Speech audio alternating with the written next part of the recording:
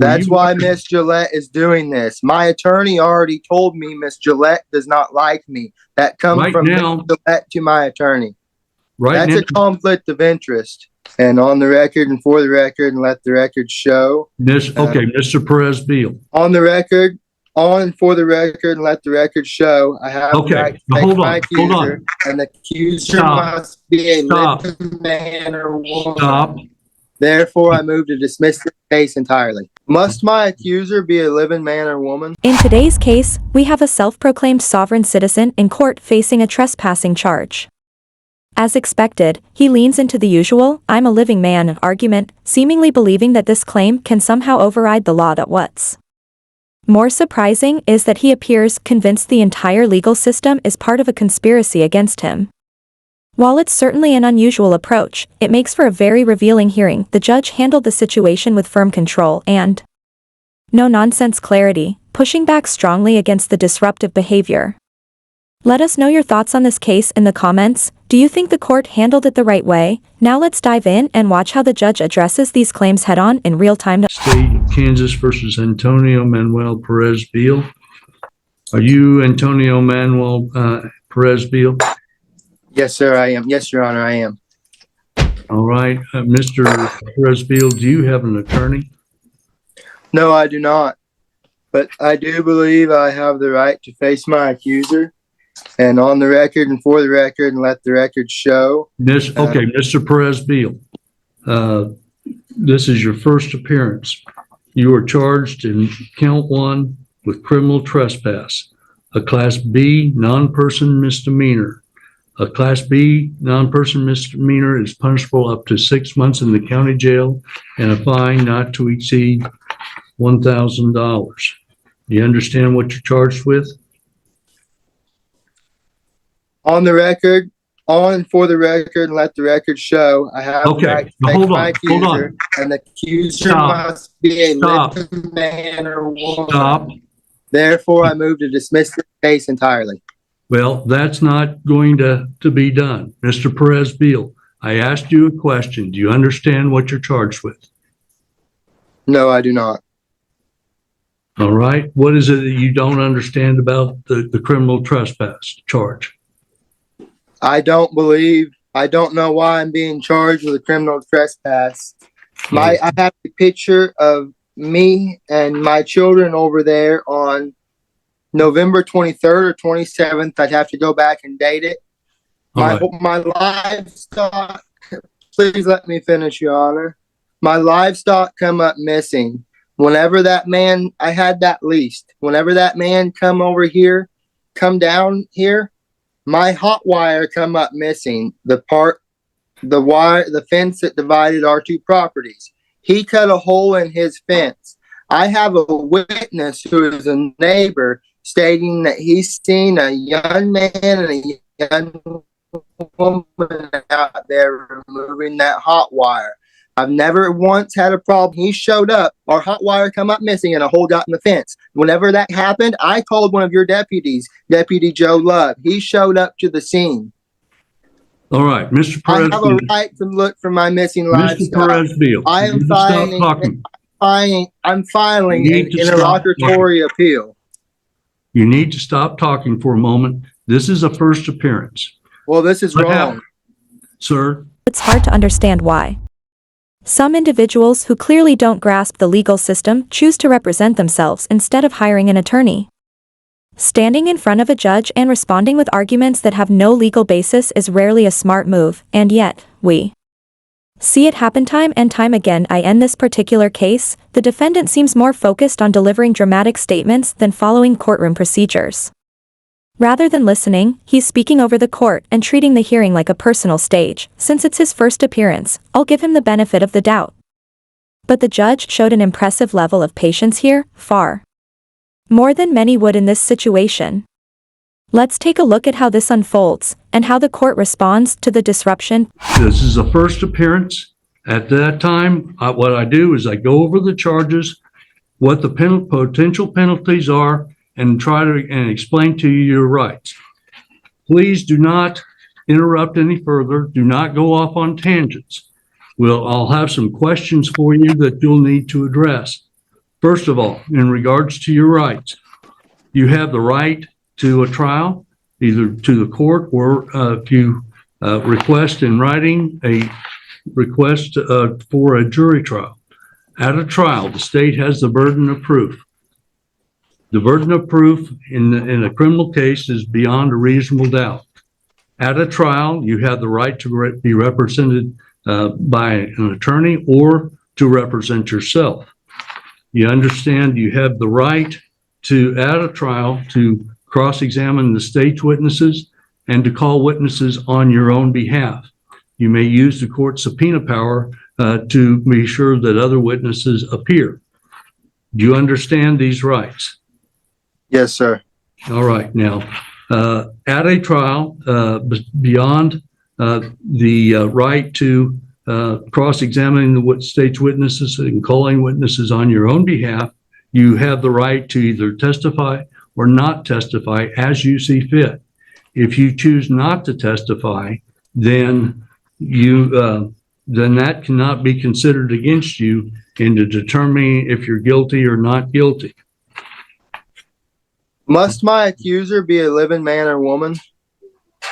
Okay, Mr. Perez-Beal, I'm not sure where you're getting this. The Sixth Amendment. All right, this is the first appearance, as I've indicated before. Now, if you wish to be represented by an attorney, you can hire one or you can apply to the court if you choose. Let's take this to trial. Jury. I want a jury trial.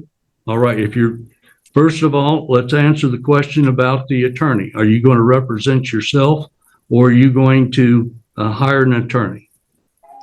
I will, at this point, I'll represent myself. And if I have the fine. You blocked out, Mr. Perez-Beal. Can you hear me now? And now I can hear you. The last thing I heard before it blacked out was in regards to you're going to be representing yourself and that you I will represent myself unless I'm financially able to hire an attorney. But last time I spoke to my attorney, Mrs. Mary Ann Shirley, she told me that Jill Gillette does not like me. That's where all this is coming from. First of all, Ms. Gillette is not the judge. I am. You've been before me before. Yes, sir. I know. All right. So are you still on probation? Yes, sir. As far as I know. Well, if you're on probation and convicted of a new offense, that'll be a violation of that probation. That's why Miss Gillette is doing this. My attorney already told me Miss Gillette does not like me. That comes from Miss Gillette to my attorney.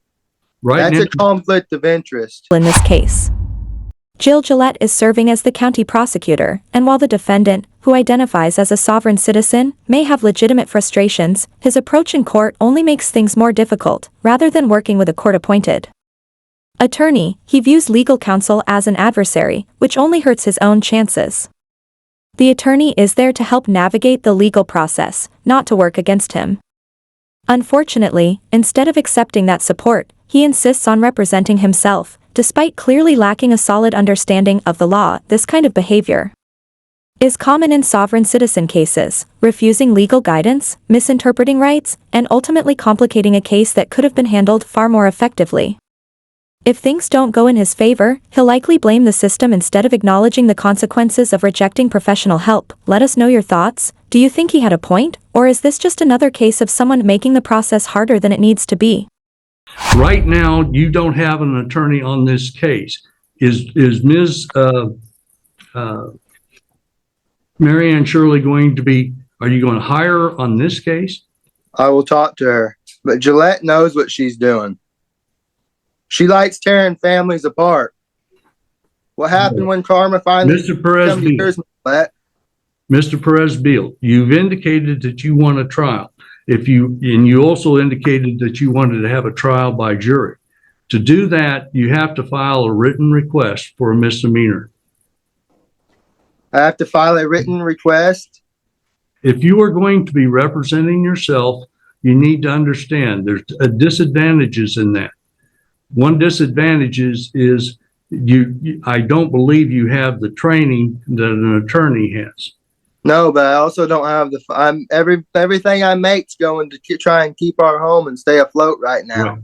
As I indicated before, if you wish to have an attorney but cannot afford an attorney, you can apply to the court. If you meet the financial guidelines, then I would appoint an attorney to represent you. If that may not be an attorney that you select. I will talk to Miss Marianne Shirley. All right. So if you're going to talk with an attorney, typically what we do is we schedule another hearing to give you that opportunity. And we call that a control hearing or a status hearing. Do you wish to do that, or do you wish to go ahead and schedule a trial? If we schedule a trial and I show up with an attorney, will that be allowed? Well, it would, but if you're asking for a jury trial, there's certain things that you have to do. Right now, you're representing yourself. That can be, you need to understand that the disadvantage that people have by doing that sometimes is more than others, but you will be required to follow the rules as you are an attorney if you're representing yourself. Most people don't know what those rules are and so forth. So that presents a real disadvantage at times. Do you understand that? Yes, sir. Okay. So if you're going to apply for an attorney or talk with Ms. Shirley, what I'll do is schedule a control hearing. That is not waiving your right to a trial. All right. If that control hearing or status conference, which we'll set in about 30 days, if you still wish to have a trial, we'll schedule that. We can schedule for either in person, either before the court, or you can be represented. If you wish to have a jury trial, you need to have your request made in writing for that, and we would schedule a trial by jury. Now, there was a hearing that was scheduled on December 13th, and you did not appear at that time. I issued a bench warrant, and you had been served with a summons. Now, later that day, you contacted the clerk's office, and then you did surrender yourself and posted a $5,000 cash or surety bond, and that bond is still in effect. All right? Yes, Your Honor. So Yes, Your Honor. Did anyone else catch that moment when Sam Dowie seemed to think the judge was speaking directly to him? It was a bit unexpected, and honestly, a little awkward. At first, he came across like a typical sovereign citizen, especially when he used the living man argument, which is usually a clear sign, but as the hearing went on, he started addressing the judge respectfully and appeared to shift his tone. While his opening wasn't great, and he clearly didn't present himself well, it's possible he just panicked and didn't know how to handle the moment. That said, I still believe he leans towards sovereign citizen ideology, just not fully committed to it. He's at least open to getting legal help, which shows more awareness than many others in similar situations. What do you think? Is he still a sovereign citizen, or just someone who got bad advice and panicked in court? Let us know in the comments. you need to be sure that you appear as directed for later hearings. Now, let's go ahead and schedule this for a control hearing to give you an opportunity, Mr. Perez-Beal, to speak with an attorney of your choice or to apply for an attorney. Please do not wait until the last minute to do that here, if you want to apply. If you're going to apply, do so in the next few days. If you're able to hire an attorney of your choice, that's fine. Then the court-appointed attorney would be released from dealing with the case. All right. Now, January 31st at 3 p.m.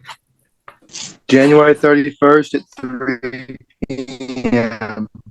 Okay, Mr. Presbyl, you're breaking up a little bit And on your connection. can you hear me fine now? Well, it comes and goes. Right now, yes, I can hear you. Can you hear Now we can't hear you.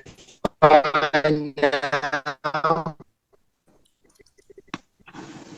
There's also a time delay. You know, I'll see your lips move and then we'll hear the sound. We call it lag, or I call it lag. Mr. Presbyl, now you're frozen and haven't been able to hear you for the last 30 seconds or so. I'd just like to make a statement. Well, you've made some statements, but Can you hear right me now? now we're scheduling January 31st. How about now? Are you able to hear me? Now I was able to hear you. You interrupt me, but our next court hearing is January the 31st at 3 p.m. That will be a Zoom hearing. You understand? Do you have that? Mr. Presbyl, did you hear the date? Yes, sir. Okay. Can you repeat the date so I know that you've got it, please? January 31st at 3 p.m. Correct. Because By Zoom. that'll be a Zoom hearing, but I want you to appear at the sheriff's office so that we don't have this problem here. If you have an attorney and the attorney would prefer to have you there at their office to do the hearing, then that's fine too. So if Ms. Shirley is going to be your attorney, you hire her, and she wants you to be but you need to be at one of those two places, either the attorney's office or at the sheriff's office where they have the equipment, and we can be relatively sure that you're going to have a good connection. Because in this hearing, we haven't had a good connection. Yes, sir. All right. That's the things that we needed to cover for today. So this matter will be adjourned, and we'll see you on January 31st at 3. So Mr. Presbyl's case is adjourned at this time. All right. Next matter we'll take up is, all right. I need you to mute him, Aaron. Not a way to end this hearing. It seems like this self-identified sovereign citizen might finally be realizing that declaring himself a living man won't help him avoid legal consequences.